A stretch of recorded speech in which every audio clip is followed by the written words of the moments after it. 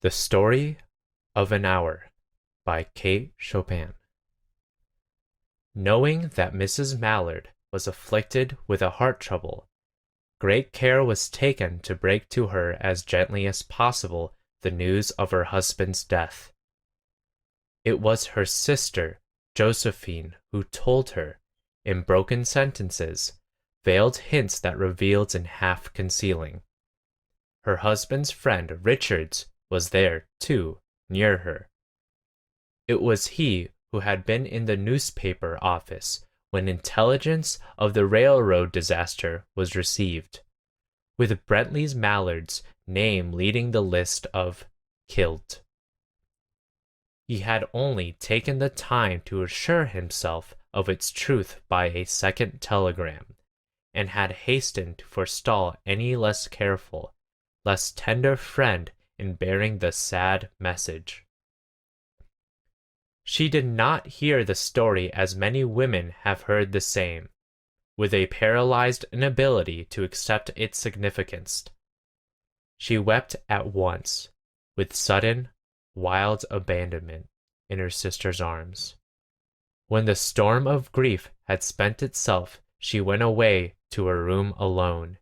She would have no one follow her. There stood, facing the open window, a comfortable, roomy armchair.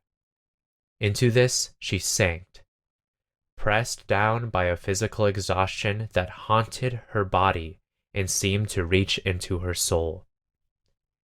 She could see in the open square before her house the tops of trees that were all aquiver with the new spring life. The delicious breath of rain was in the air. In the street below, a peddler was crying his wares. The notes of a distant song which some one was singing reached her faintly, and countless sparrows were twittering in the eaves. There were patches of blue sky showing here and there through the clouds that had met and piled one above the other in the west facing her window. She sat with her head thrown back upon the cushion of the chair, quiet, motionless, except when a sob came up into her throat and shook her, as a child who had cried itself to sleep continues to sob in its dreams. She was young, with a fair, calm face, whose lines bespoke repression and even a certain strength. But now there was a dull stare in her eyes, whose gaze was fixed away off yonder on one of those patches of blue sky. It was not a glance of reflection, but rather indicated a suspension of intelligent thought. There was something coming to her, and she was waiting for it, fearfully. What was it? She did not know. It was too subtle and elusive to name. But she felt it, creeping out of the sky, reaching toward her through the sounds, the scents, the color that filled the air. Now her bosom rose and fell tumultuously. She was beginning to recognize this thing that was approaching to possess her, and she was striving to beat it back with her will. As powerless as her two white, slender hands would have been. When she abandoned herself, a little whispered word escaped her slightly parted lips. She said it over and over under her breath. Free, free, free. The vacant stare and the look of terror that had followed it went from her eyes. They stayed keen and bright. Her pulses beat fast, and the coursing blood warmed and relaxed every inch of her body. She did not stop to ask if it were or were not a monstrous joy that held her. A clear and exalted perception enabled her to dismiss the suggestion as trivial. She knew that she would weep again when she saw the kind, tender hands folded in death. The face that had never looked save with love upon her, fixed and gray and dead. But she saw beyond that bitter moment a long procession of years to come that would belong to her absolutely. And she opened and spread her arms out to them in welcome. There would be no one to live for her during those coming years. She would live for herself. There would be no powerful will bending hers in that blind persistence with which men and women believe they have a right to impose a private will upon a fellow creature. A kind intention or a cruel intention made the act seem no less a crime as she looked upon it in that brief moment of illumination.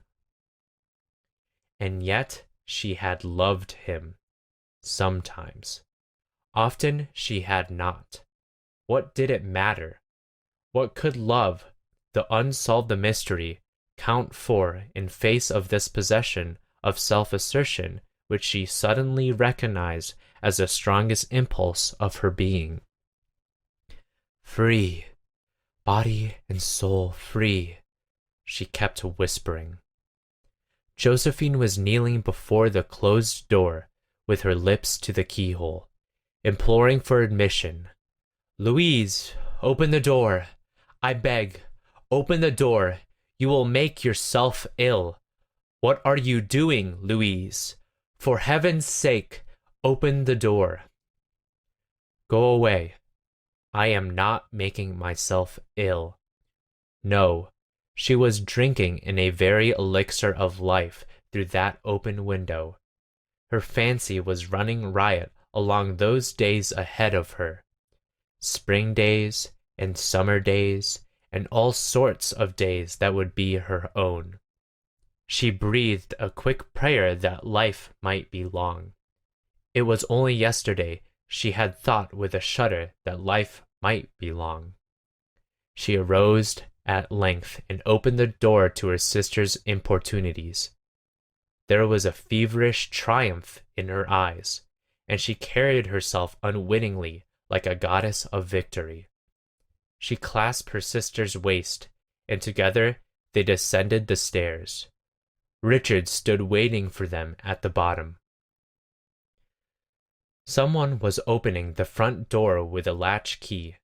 It was Brently Mallard who entered, a little, travel-stained, composedly carrying his grip-sack and umbrella.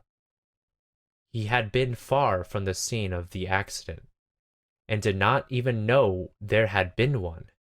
He stood amazed at Josephine's piercing cry, at Richard's quick motion to screen him from the view of his wife.